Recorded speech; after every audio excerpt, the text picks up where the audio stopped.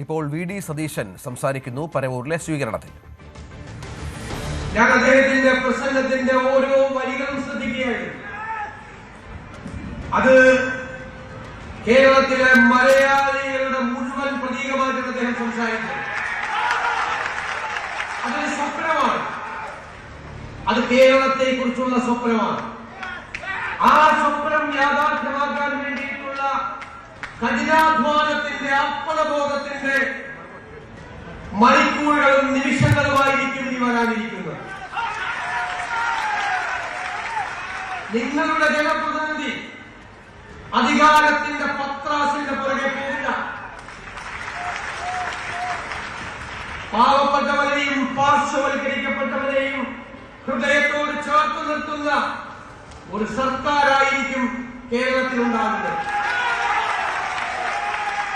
ഓരോ നടപടികളും പാവപ്പെട്ടവന്റെയും ഇടത്തരക്കാരന്റെയും ജീവിത നിലവാരം ഉയർത്തുന്നതിന് വേണ്ടിയിട്ടുള്ള നടപടിയായിരിക്കും.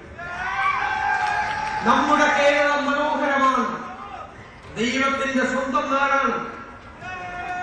അതിനെ ലോകത്തിന്റെ മുന്നിൽ ഷോക്കേസ് ചെയ്യുക എന്നത് നമ്മുടെ പ്രധാനപ്പെട്ട നടപടികളിൽ ഒന്നായിരിക്കും എന്ന് ഞാൻ ഓർക്കുന്നത്. നമ്മുടെ ഈ മനോഹരമായ അറബിക്കടൽ നമ്മൾ നേരത്തെ അദ്ദേഹം സിംഗപ്പൂരിനെ കുറിച്ചാണ് പറഞ്ഞത്. സിംഗപ്പൂരിന്റെ പ്രത്യേകത എന്താ? അതൊരു തുറമുഖ നഗരമാണ്. കേരളത്തെ ഒരു തുറമുഖ നഗരമാക്കി മാറ്റാനുള്ള കൃത്യമായ പദ്ധതികളുമായിട്ടാണ് ഈ സർക്കാർ വരുന്നത്. രണ്ട് പ്രധാനപ്പെട്ട അന്താരാഷ്ട്ര തുറമുഖങ്ങളും ഒരു കണ്ടെയ്നർ ടെർമിനലും 17 മിനി പോർട്ടുകളും 600 കിലോമീറ്റർ അറബിക്കടലുമുള്ള ഈ കേരളത്തെ നമ്മളൊരു തുറമുഖ നഗരമാക്കി മാറ്റും. തുടർന്നും ഇപ്പോൾ തന്നെ 4 അന്താരാഷ്ട്ര വിമാനത്താവളങ്ങളുള്ള കേരളം ഇന്ത്യയിൽ ഏറ്റവും കൂടുതൽ ഏവിയേഷൻ പ്രോജക്ടുകളുള്ള സംസ്ഥാനമാക്കി നമ്മൾ മാറ്റും. എന്റെ കുഞ്ഞുങ്ങളെ, നമ്മുടെ കുഞ്ഞുങ്ങളെ വിദ്യാഭ്യാസം തേടി തൊഴിൽ തേടി ലക്ഷങ്ങൾ അവർ വിദേശത്തേക്ക് പോകുന്നതിന് കുറവ് വരുത്തും. അവരവരുടെ മാതാപിതാക്കളോടൊപ്പം കേരളത്തിൽ നിന്ന് നന്നായി പഠിച്ച് നല്ല ജോലി കിട്ടുന്നതിനുള്ള അവസരം നമ്മൾ ഈ നമ്മുടെ കേരളത്തിൽ ഉണ്ടാക്കും. ഞാൻ ദീർഘമായി പറയുന്ന എല്ലാ ബജറ്റ് പുറത്തുവരാൻ പോകുന്നത് ധനകാര്യ വകുപ്പ് കൂടി ഏറ്റെടുത്തിട്ടുള്ള ഒരാളാണ്. അതിന് വെല്ലുവിളിയായതുകൊണ്ടാണ് അത് ഏറ്റെടുത്തത്. കേരളത്തിന്റെ സമ്പദ് വ്യവസ്ഥ മെച്ചപ്പെടുത്തണം. ഞാൻ എപ്പോഴും പറയും, ചാണക്യന്റെ അർത്ഥശാസ്ത്രത്തിൽ വളരെ രസകരമായ ഒരു വരിയുണ്ട്. ഞാൻ പണ്ട് അസംബ്ലിയിൽ പറഞ്ഞിട്ടുണ്ട്.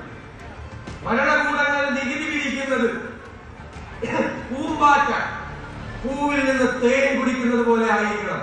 പൂവ് അറിയണം, പൂവ് പോലും അറിയാതെ, ജനങ്ങളെ ദ്രോഹിക്കാതെ, ജനങ്ങളെ പ്രയാസപ്പെടുത്താതെ നമ്മുടെ സമ്പദ് വ്യവസ്ഥയെ നമ്മൾ മെച്ചപ്പെടുത്തും. നമുക്ക് ഒരുപാട് ലക്ഷ്യങ്ങളുണ്ട്. കേരളത്തിലെ ഏറ്റവും വലിയൊരു പദ്ധതി നമ്മൾ പ്രഖ്യാപിച്ചു. മുതിർന്ന പൗരന്മാർക്ക് പ്രത്യേകമായ മന്ത്രാലയം ഇന്ത്യയിൽ ആദ്യമായി ചെയ്യുന്നതാണ്.